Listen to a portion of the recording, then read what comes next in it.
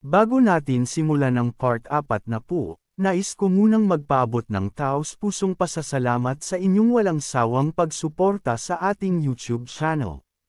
Para sa mga nagustuhan ng ating video, huwag kalimutang mag-subscribe at pindutin ang notification bell upang lagi kayong updated sa mga susunod pa nating content. Bukod dito, alam niyang maraming malalakas at mayayamang personalidad mula sa iba't ibang lugar ang bumibili ng kagamitan dito. Dahil dito, diretso siyang pumasok sa auction house, ngunit bago pa siya makapasok ng tuluyan, isang bantay ang sumalubong at hinarang siya. Pasensya na, pero bawal pumasok ang hindi autorisadong tao rito. Pinagmasdan siya ng bantay mula ulo hanggang paa, halatang hindi kumbinsido na karapat-dapat siyang pumasok.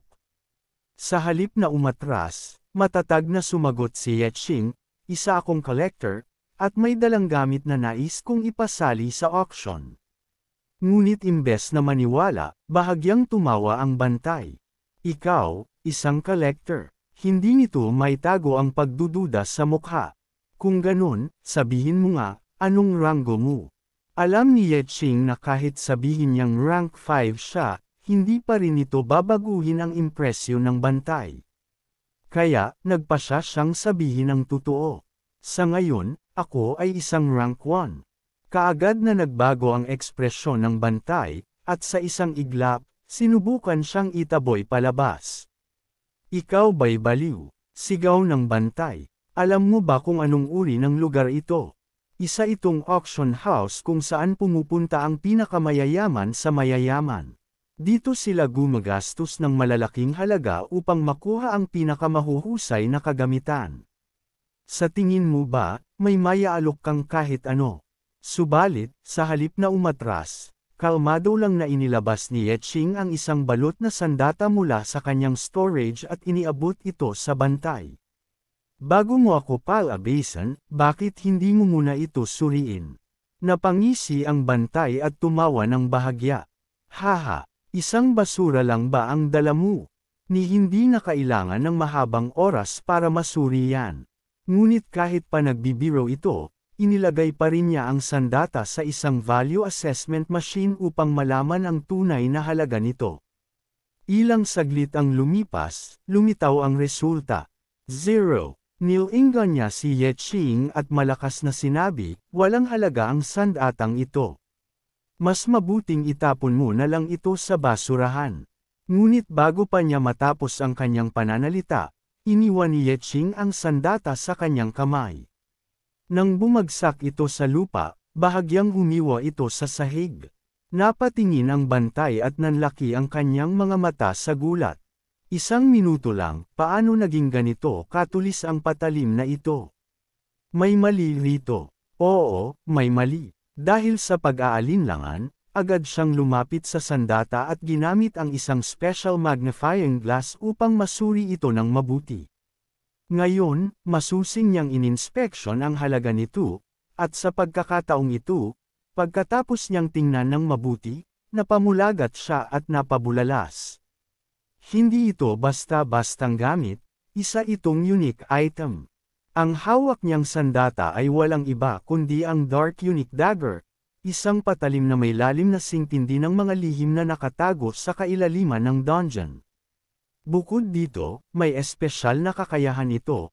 Kapag itinapon ito, lilika ito ng isang portal sa loob ng 30 metrong radius, kung saan maaari mong kunin muli ang sandata nang hindi na kailangang lumapit dito. Dahil sa natuklasan, biglang nagbago ang ekspresyon ng bantay. Napangiti ito at masayang sinabi, hindi ka panipaniwala. Ang item na ito ay sobrang pambihira. Sa wakas, naunawaan niya kung bakit 0 ang halaga nito kanina, hindi dahil walang silbi ito, kundi dahil hindi kayang i-analyze ng machine ang tunay nitong halaga. Kaya naglabas lang ito ng error message. Habang pinagmamasdan ang reaksyon ng bantay, unti-unting lumawak ang ngiti ni Yeching.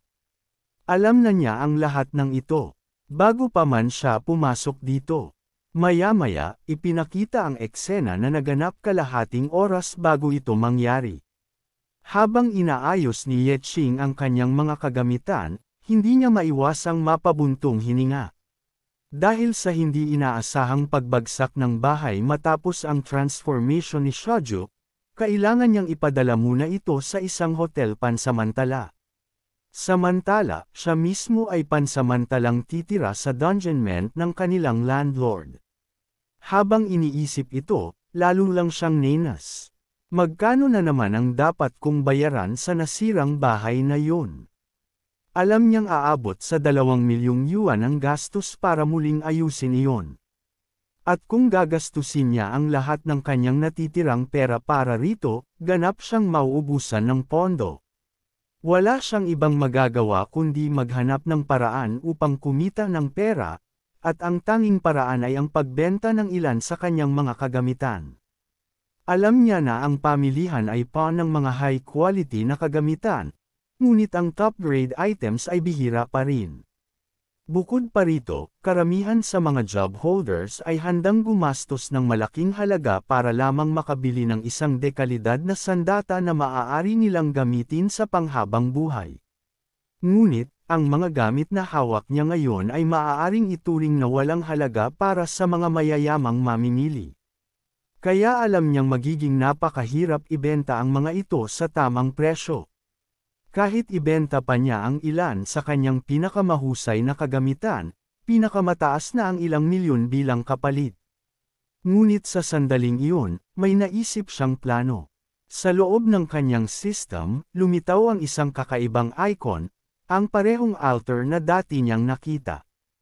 Habang pinagmamasdan ito, naisip niya, posible kayang magamit ko na rin ang altar na ito kahit nasa labas ng dungeon. Dahil sa kuryosidad, agad niyang pinindot ito. Sa mismong sandaling iyon, isang portal ang bumukas sa ibabaw ng kanyang ulo. At bago pa siya makariyak, isang mabigat na bagay ang biglang bumagsak mula sa itaas. Sa bilis ng pangyayari, napatalon siya palayo, muntik na siyang tamaan sa ulo. Napatingin siya sa bumagsak at napabuntong hininga. Grabe, hindi ko inasahan to.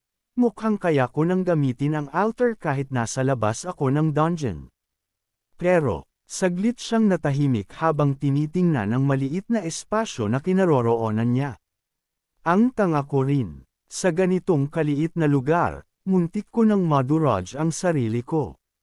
Maya-maya, dumating ang isang bagong notification sa kanyang system. Nakakuha siya ng isang bagong kakayahan. Ang kakayahang iForge o i-upgrade ang mga sandata.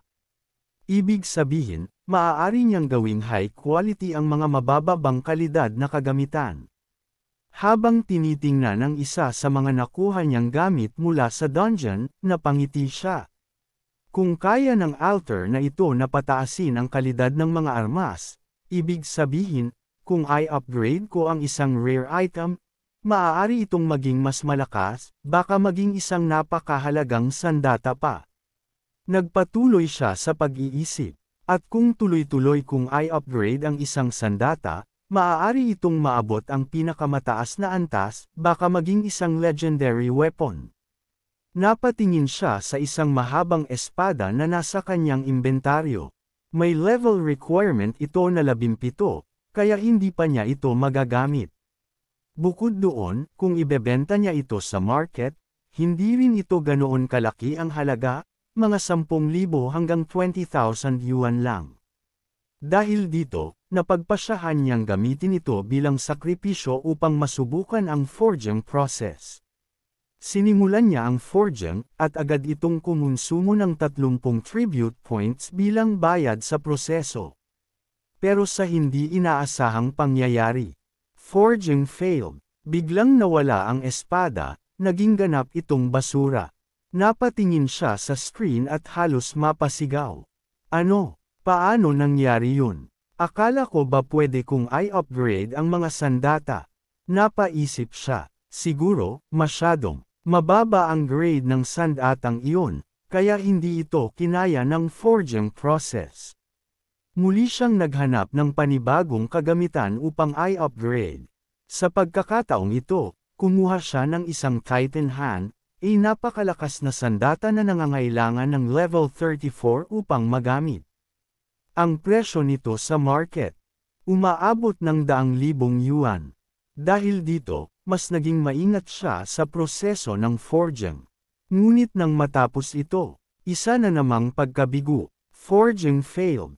Ang mamahaling Titan hand ay naging isang walang kwentang basura. Nanlungo siya sa nakita at halos lumuha.